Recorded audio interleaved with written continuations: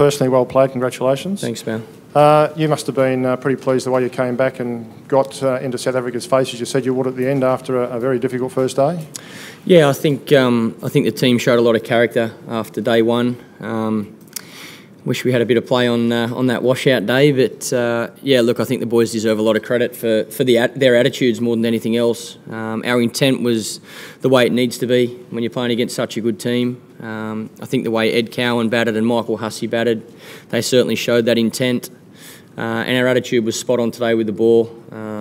We're quite aggressive with our approach. I think we bowled a lot better today, and yeah, we seemed to get better throughout the Test match. So a lot of positives come out of this Test for us. Unfortunately, we didn't get a win, but we can certainly use the momentum, I guess, that we take from this game and hopefully take it into Adelaide.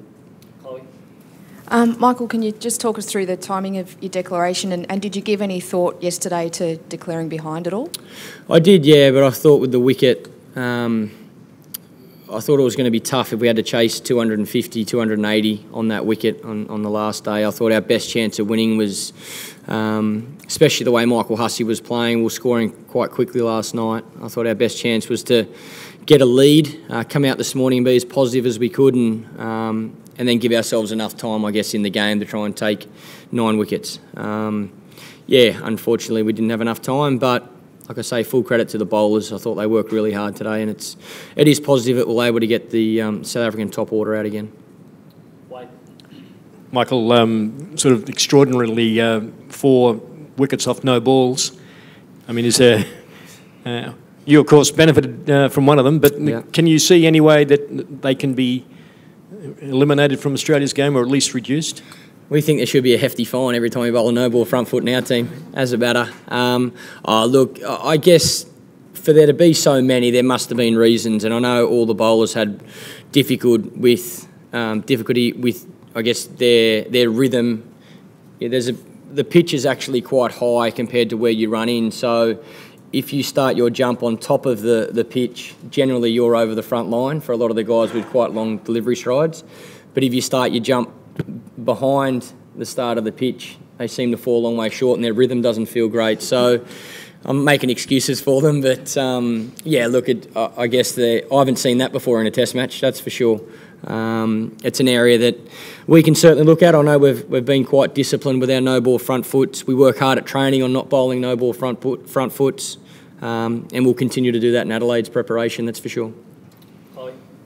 On that, do you think, I mean, it seems like every time there's an appeal for front foot no ball is checked. I mean, is that a good thing that we're doing that, or does it mean that there are others that are going? I think it makes sense. That's for sure. I think any time you bowl a no-ball front foot, it should be picked up. The umpires on the ground are doing their best, that's for sure. They're probably just making extra sure, I guess, when a wicket falls. So, yeah, I'd rather see them picked up than guys bowling the no-balls and still getting away with a wicket, especially being a batsman.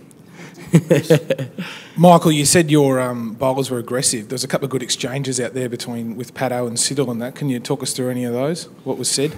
Not at all.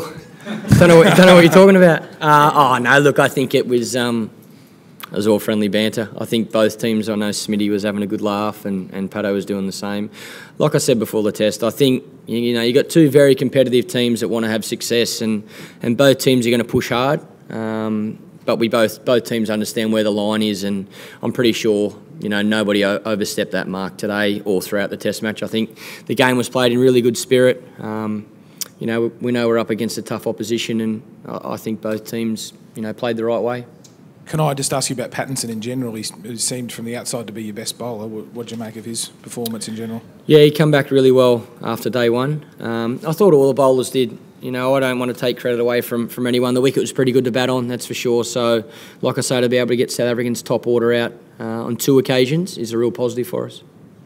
Sure. Michael, back here. Sorry, mate. Do you think it's fair to say you have the psychological advantage heading to Adelaide over the South Africans? I want to say yes, but look, conditions are a lot different. At the end of the day, there's no result in this Test match. We have to win the series to go back to being the #1 Test team in the world. So, we're going to do our best to push for a win at every opportunity. Like I say, conditions are a lot different in Adelaide. We just need to make sure we're as well prepared as we were for this Test match, but we need to execute better on day one of the test, whether that's with the bat or with the ball. Sorry, just to back up, a speculation about this auditioning for the Adelaide Test between Hilton House and Siddle. Is that on the money, or are you happy with what well has he got? I think that's a long way from on the money. Michael, past Australian teams are taking great pride in really taking down opposition captains when they tour Australia. Graham Smith, you mentioned the performance against the top order, but in particular he was out twice cheaply in the game and probably didn't really have much influence. That's obviously a good thing in that, I mean, if you take the captain down, the rest of the team can go down as well, I guess.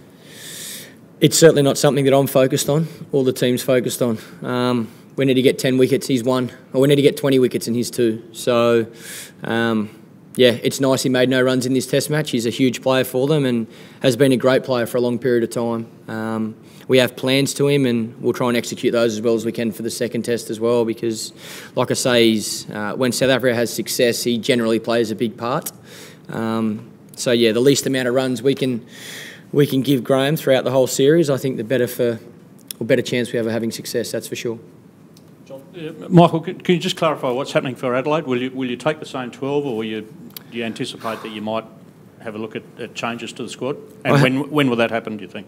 I haven't even been in the change room yet, so I have absolutely no idea.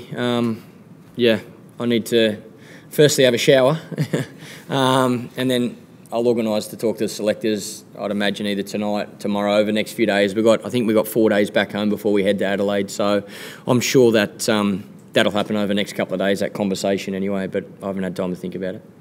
Jim? Michael, James Pattinson's only had 6 tests, but he's looking like very much a long-term sort of spearhead for you. Have you been pleased with his development, I guess? Yeah, I've been pleased. I've been very pleased with all the bowlers, but again, I don't want to get too far ahead of ourselves. Like you say, he's played 6 test matches. Patto's enjoying being out there and playing, to be honest, being on the park.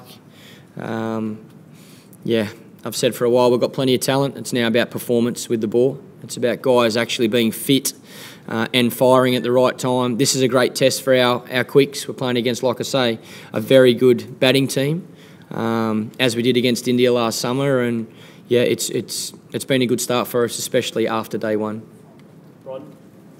Michael, you mentioned that no one crossed the line today or anything, but with a bullish young guy like James Pattinson, do you sort of need to be talking to him on the field just to make sure that the aggression, is directed in the right way?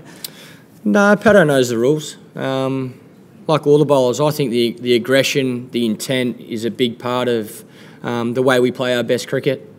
And I certainly don't want to stop that, but we understand there's a line and you can go to the line, but you can't overstep it. Simple as that.